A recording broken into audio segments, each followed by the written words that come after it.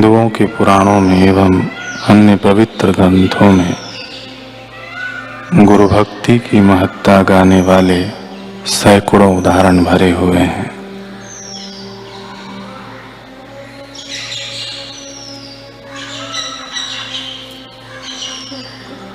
जिसको सच्चे गुरु प्राप्त हुए हैं, ऐसे शिष्य के लिए कोई भी वस्तु अप्राप्य नहीं रहती।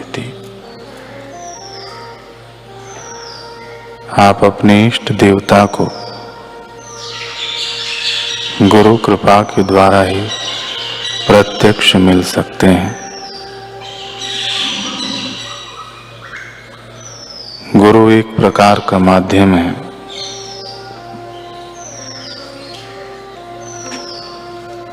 जिनके द्वारा ईश्वर की कृपा भक्त के प्रति बहती है।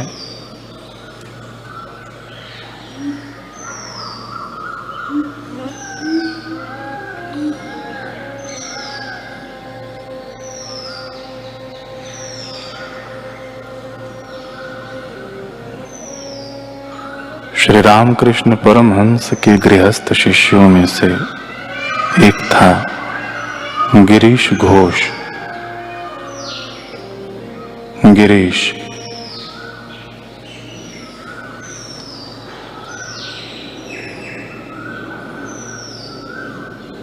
गिरीश कोलकाता का प्रसिद्ध लेखक एवं नाटककार था। इतना प्रतिभाशाली होने के बावजूद भी शराब की लत ने उसके व्यक्तित्व को कलंकित किया हुआ था। वह अक्सर शराब पीकर आसपास के लोगों से झगड़ा कर लिया करता था, परंतु इस बुरी आदत के साथ साथ उसमें एक खूबी भी थी जिसे नजरअंदाज नहीं किया जा सकता। वह थी उसका अपने गुरु ठाकुर के प्रति अथाह प्रेम। इसी कारण उसे समय समय पर श्री रामकृष्ण परमहंस का पावन सानिध्य मिलता रहता था। इसी सानिध्य की वजह से गिरीश के भीतर आत्ममंथन के अंकुर फूटने लगे थे। उसे अपनी कमजोरियों व बुराइयों का बोध होने लगा था। गिरीश अब समझने लगा था कि वह नशे के शिकंजे में बुरी तरह फंसा हुआ है। धीरे धीरे समय के साथ उसमें यह भाव और गहराने लगा कि मुझे इस नशे के फंदे से निकलना है। फिर एक दिन वह आत्मग्लानि से इतना भर गया कि अश्रुपूरित आंखें लिए ठाकुर के समक्ष पहुंचा।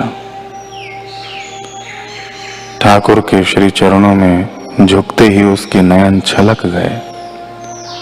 वह अपनी मायूसी को शब्दों की ओढ़नी ओढ़ाते हुए बोला, ठाकुर, क्या मेरा आपके सानिध्य में बैठना अपराध है? ठाकुर ने प्रेम पूर्वक कहा, नहीं गिरीश, तुम्हें ऐसा किसने कह दिया?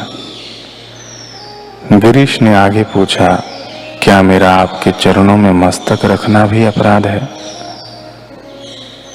नहीं गिरीश, क्या हुआ?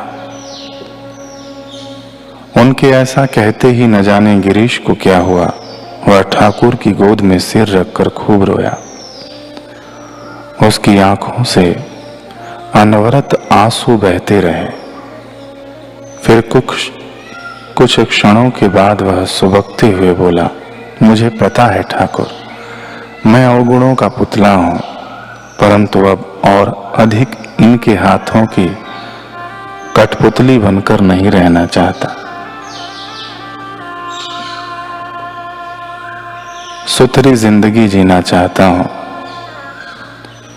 अनुकंपा कर आप मुझे इन बुरी लतों के चंगुल से बचा लें।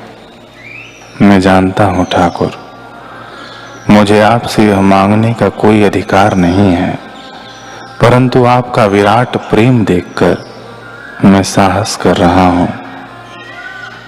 आप मुझे दीक्षा दें, परम ज्ञान का वरदान प्रदान करें। ठाकुर तो जैसे इन्हीं क्षणों के इंतजार में थे, कब गिरीश समर्पण करे और वे अपनी सबसे अमूल्य सौगात उस पर वार दें। उन्होंने प्रेम से गिरीश का सर सहलाया और दीक्षा हेतु अगले दिन बुलाया। अगले दिन गिरीश को दीक्षा मिली। ठाकुर ने गिरीश पर अपनी कृपा की कुछ बूंदें छिड़क दी।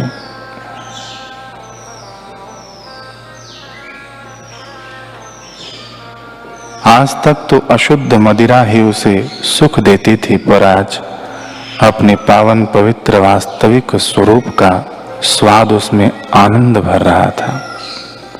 गुरु की कृपा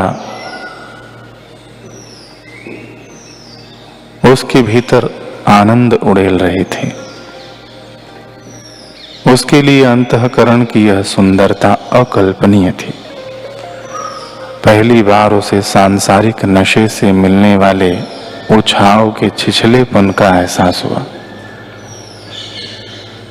गिरीश को आभास हुआ कि भीतर के दिव्य नशे की कोई तुलना नहीं।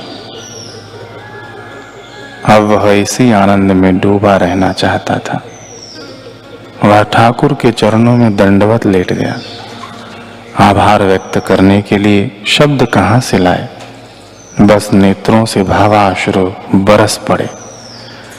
किंतु अब श्री रामकृष्ण परमहंस बोले, गिरीश, आज मुझे तुझसे एक वचन चाहिए, दक्षिणा के रूप में देगा?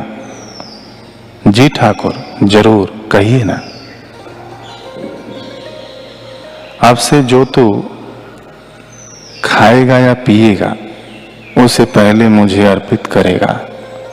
मेरा सुमिरन करके ही मुख में डालेगा, पहले मुझे भोग लगाएगा। समझ गया ना? गिरीश ने बड़ी प्रसन्नता से गुरु वचनों को शिरोधार्य कर लिया। उसे लगा कि जिस वैकुंठ के द्वार गुरुदेव ने आज उसके लिए खोल दिए हैं, उसके आगे तो उसका यह समर्पण कुछ भी नहीं है। अगर साधक सतर्क न रहे तो बुरी आदत या लत का फंदा गुरु आज्ञा के बंधन से अधिक ताकतवर हो जाता है। ऐसा ही कुछ गिरीश के साथ भी हुआ। एक रात उसके अंदर शराब पीने की तीव्र तलब उठी। जब रुका नहीं गया तो उसने बरबस शराब की बोतल उठा ली, पर जैसे ही बोतल खोलकर शराब गटकने लगा, उसे गुरुदेव को दिया वचन याद आ गया, यही कि कोई भी वस्तु ग्रहण करने से पूर्व ठाकुर को अर्पित करनी है। परंतु शराब और ठाकुर को यह सोचकर वह भीतर तक कांप उठा। शिष्य और शराबी के बीच तूफानी युद्ध छिड़ गया। ठाकुर को शराब कैसे अर्पित कर सकता हूं? इसकी तो गंध भी ठाकुर तक नहीं पहुंचनी चाहिए। परंतु इस तड़प पीने की ललक का क्या करूं? इधर शिष्यत्व घोर संघर्ष कर रहा था, मन को लगातार डांट रहा था।